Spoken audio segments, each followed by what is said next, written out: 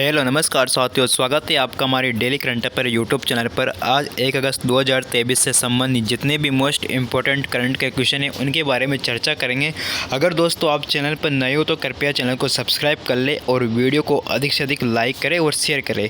इसी के साथ दोस्तों बढ़ते एक प्यारा सा मोटिवेशन स्पीच की तरफ कि वक्त से लड़कर जो नसीब बदल दे, इंसान वही है जो अपनी तकदीर बदल दे। कल क्या होगा कभी मत सोचो, क्या पता कल वक्त खुद अपनी तस्वीर बदल दे। इसी के साथ दोस्तों बढ़ते फर्स्ट क्वेश्चन की तरफ कि हाल ही में वर्ल्ड वाइड वेब दिवस कब मनाया गया। ए ऑप्शन 31 जुलाई, बी ऑप्शन 1 अगस्त, सी ऑप्शन 30 जुलाई, डी ऑप्शन 29 जुलाई। तो दोस्तों अभी हाल ही में 1 अगस्त को वर्ल्ड वाइड वेब दिवस मनाया गया, तो इसका बी ऑप्शन बिल्कुल सही है, 1 अगस्त। इसी के साथ दोस्तों बात करते हैं अगस्त के प्रमुख दिवसों के बारे में। 1 अगस्त को कौन कौन से दिवस मनाए जाते हैं। तो दोस्तों 1 अगस्त को नेशनल माउंटेन क्लाइंबिंग दिवस भी मनाया जाता है और 1 अगस्त को वर्ल्ड वाइड वेब दिवस मनाया जाता है। विश्व फेफड़ों का कैंसर दिवस भी 1 अगस्त को मनाया जाता है। मुस्लिम महिला अधिकार दिवस भी 1 अगस्त को मनाया जाता है। इसी के साथ दोस्तों बढ़ते अगले क्वेश्चन की तरफ कि हाल ही में कहाँ संपूर्णानंद संस्कृत विश्वविद्यालय जल्द ओपीडी शुरू करेगा। A option Chennai, B option नई Delhi, C option Varanasi, D option Kolkata.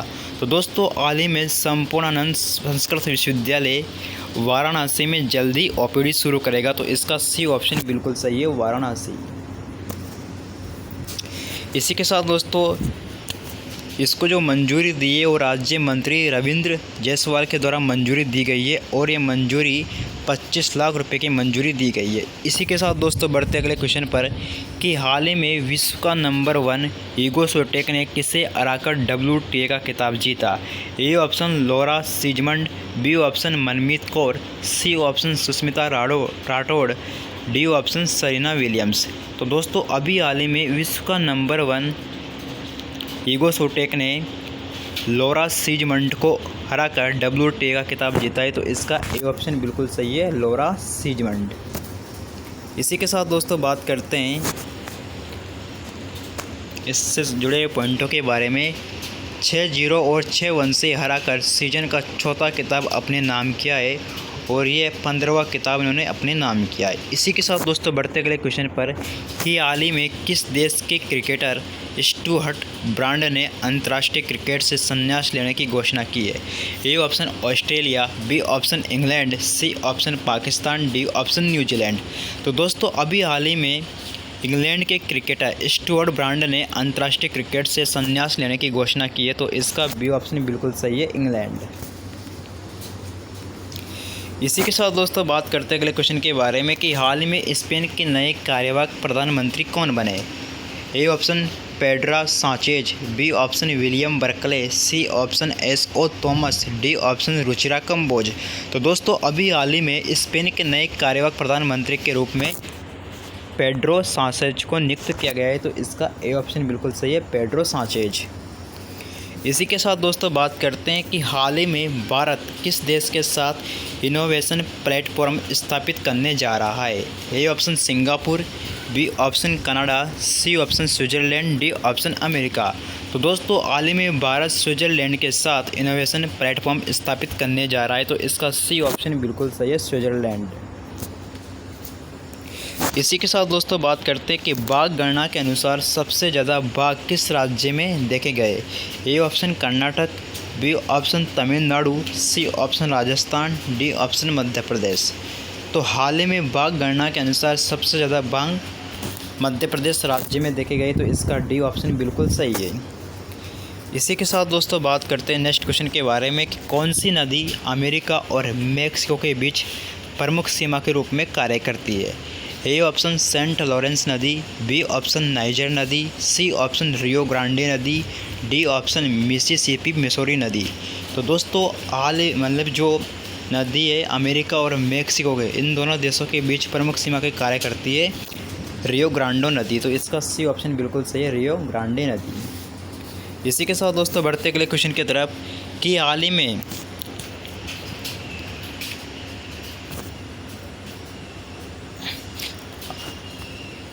में हाल में तुर्की देश की सबसे ऊंची चोटी माउंट अरारत को किसने फतेह किया है? तो दोस्तों अभी हाल में तुर्की देश की जो सबसे ऊंची चोटी है माउंट अरारत को नीतीश सिंह ने फतेह किया है। तो इसका डी ऑप्शन बिल्कुल सही है, नीतीश सिंह। टाइपिंग मिस्टेक है दोस्तों यहाँ पे। इसी के साथ दोस्तों बात करते हैं जिसकी हाइट थी 16,854 मीटर। इसी के साथ दोस्तों बढ़ते अगले क्वेश्चन पर कि आरबीआई के नए डिप्टी गवर्नर कौन बने? A option S Janaki Raman, B option Ajay Banna, C option Dipendra Srivastava, D option Jitendra Sanna. तो दोस्तों आरबीआई के नए डिप्टी गवर्नर बने एस जानकी रमन। तो इसका ए ऑप्शन बिल्कुल सही है। इसी के साथ दोस्तों बात करते हैं नेक्स्ट क्वेश्चन के बारे में कि हाल ही में अमेरिका ने किस देश के लिए 345 मिलियन डॉलर के सैन्य सहायता पैकेज की घोषणा की है? A option Pakistan, B option Taiwan, C option तुर्की, डी ऑप्शन अफगानिस्तान। तो दोस्तों हाल ही में अमेरिका ने ताइवान देश के लिए 345 मिलियन डॉलर के सैन्य सहायता पैकेज की घोषणा की है। तो इसका बी ऑप्शन बिल्कुल सही है, ताइवान। इसी के साथ दोस्तों बढ़ते अगले क्वेश्चन की तरफ कि वैश्विक समानता सूचकांक 2023 में भारत का कौन सा स्थान है? तो वैश्विक समानता सूचकांक 2023 में भारत का 127वां स्थान है। तो इसका डी ऑप्शन बिल्कुल सही है। इसी के साथ दोस्तों बात करते अगले क्वेश्चन के बारे में कि हाल ही में राजस्थान सरकार ने शहरी सेवाओं के विस्तार के लिए एशियाई विकास बैंक के द्वारा कितने मिलियन डॉलर के ऋण की समझौते पर हस्ताक्षर किए? तो दोस्तों ये राजस्थान सरकार ने 200 मिलियन डॉलर, इसका सही आंसर होगा 200 मिलियन डॉलर पर हस्ताक्षर किए राजस्थान सरकार के द्वारा। 200 मिलियन डॉलर।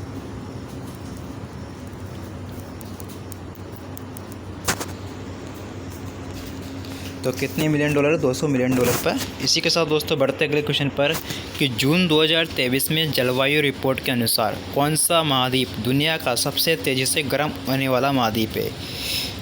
तो जून 2023 में जलवायु रिपोर्ट के अनुसार दोस्तों सबसे गर्म महाद्वीप है, सबसे तेज़ी से गर्म होने वाला महाद्वीप है यूरोप महाद्वीप, यूरोप कॉन्टिनेंट। इसका सी ऑप्शन बिल्कुल सही है।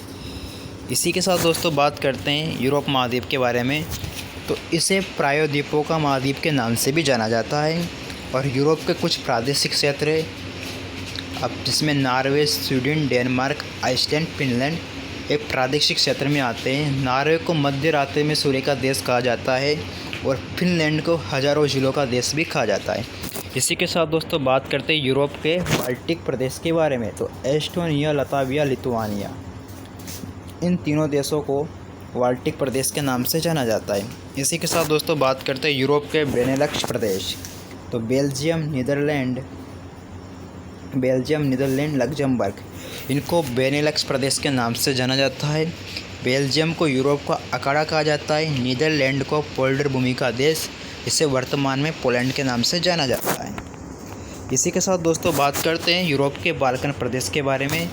तो यूरोप के बाल्कन प्रदेश में रोमानिया, बुल्गारिया, यूनान, मॉन्टेनिग्रो, मैसेडोनिया, बोस्निया, कोर्सिया, सार्निया, अल्बानिया, सोराजोवा, तुर्की, इन देशों को यूरोप के बाल्कन प्रदेश के नाम से जाना जाता है। तुर्की को यूरोप का बारूद का पीपा कहा जाता है।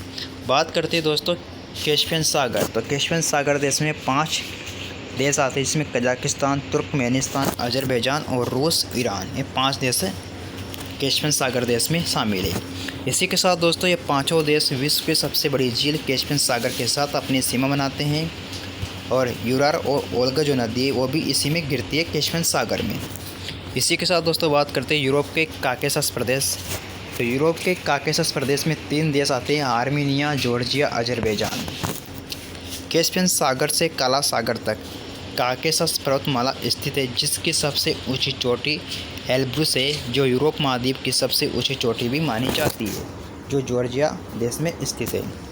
इसी के साथ दोस्तों बढ़ते अगले क्वेश्चन की तरफ कि हाल में विश्व रेंजर दिवस कब मनाया गया? ए ऑप्शन 31 जुलाई, बी ऑप्शन 22 जुलाई, सी ऑप्शन 21 जुलाई, डी ऑप्शन 30 जुलाई।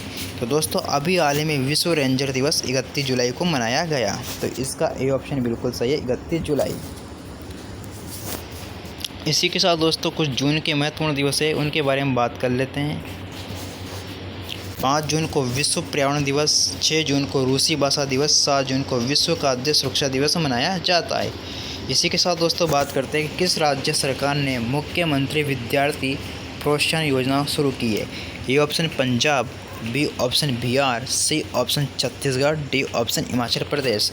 तो दोस्तों अभी हाल ही में हिमाचल प्रदेश ने मुख्यमंत्री विद्यार्थी प्रोत्साहन योजना शुरू की है, तो इसका डी ऑप्शन बिल्कुल सही है, हिमाचल प्रदेश। अब दोस्तों बात करते हैं हिमाचल प्रदेश की कैपिटल। तो हिमाचल प्रदेश की 2 राजधानियां हैं, एक है शिमला, ये समर कैपिटल के नाम से जाना जाता है, दूसरी है धर्मशाला, इसे विंटर कैपिटल के नाम से जाना जाता है।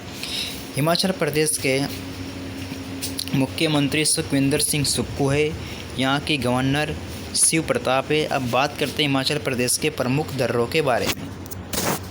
तो शिवकिला दर्रा, रोहतांग दर्रा और बड़ा लाचा दर्रा हिमाचल प्रदेश के प्रमुख दर्रे हैं। बात करते हैं हिमाचल प्रदेश के प्रमुख बांध। पोंग बांध ये व्यास नदी पर बना हुआ है, पंडो बांध, बाकड़ा नांगल बांध ये सतलज नदी पर, और चमेरा बांध ये रावी नदी पर बना हुआ है।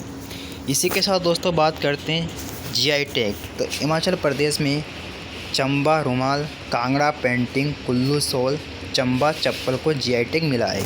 इसी के साथ दोस्तों बात करते हैं हिमाचल प्रदेश में लोकसभा सीट 4 है, राज्यसभा सीट 3 है और विधानसभा सीट 68 है। बात करते हैं हिमाचल प्रदेश में का राज्य पशु हिम तेंदुआ है, राज्य पक्षी जुजराना है, राज्य वृक्ष देवदार है, राज्य फूल गुलाबी बुराम है।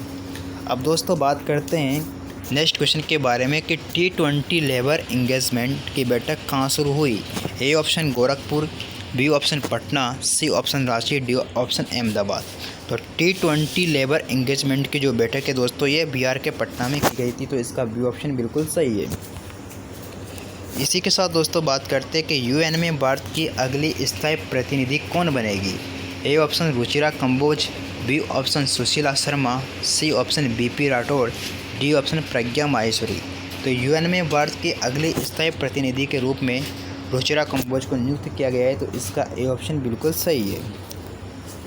इसी के साथ दोस्तों बात करते हैं कि हाल ही में मिलान कुंडेन का निधन हो गया है, वह कौन थे। ए ऑप्शन फ्रांसीसी लेखक, बी ऑप्शन अमेरिकी सिंगर, सी ऑप्शन भारतीय गायक, डी ऑप्शन ब्रिटिश अभिनेता। तो दोस्तों हाल ही में मिलान कुंडेन का जो निधन हुआ है वो एक फ्रांसीसी लेखक थे, तो इसका ए ऑप्शन बिल्कुल सही है, फ्रांसीसी लेखक। इसी के साथ दोस्तों बात करते हैं कि हाल ही में टेलिस्मैन सेवर अभ्यास का आयोजन किस देश में किया जाएगा। A option England, B option Japan, C option Qatar, D option Australia. तो दोस्तों हाल ही में टेलिस्मैन सेवर अभ्यास का आयोजन ऑस्ट्रेलिया में किया जाएगा, तो इसका डी ऑप्शन बिल्कुल सही है। इसी के साथ दोस्तों बात करते हैं कि श्रीलंका एथलेटिक नेशनल चैम्पियनशिप में भारत ने कितने पदक जीते। A option 12, B option 8, C option 14, D option 10। तो दोस्तों श्रीलंका एथलेटिक नेशनल चैम्पियनशिप में भारत ने कुल 14 पदक जीते हैं, तो इसका सी ऑप्शन बिल्कुल सही है। इसी के साथ दोस्तों बात करते हैं कि अमेरिका वित्त एजेंसी, दोस्तों यहाँ वित्त है, अमेरिका वित्त एजेंसी की उप प्रमुख कार्यकारी अधिकारी कौन बनी। A option Nisha Biswal, B option Ruchira Kamboj, C option Priyanka Patil, D option Anusuiya Srivastava. तो अमेरिकी वित्त एजेंसी के प्रमुख कार्यकारी अधिकारी निशा बिस्वाल बनी है, तो इसका ए ऑप्शन बिल्कुल सही है।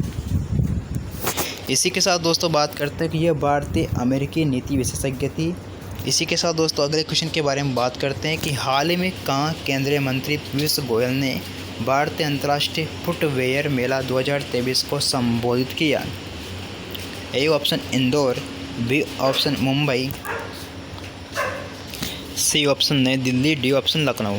तो दोस्तों हाल ही में केंद्रीय मंत्री पीयूष गोयल ने भारतीय अंतर्राष्ट्रीय फुटवेयर मेला 2023 का संबोधित किया है नई दिल्ली में, तो इसका सी ऑप्शन बिल्कुल सही है।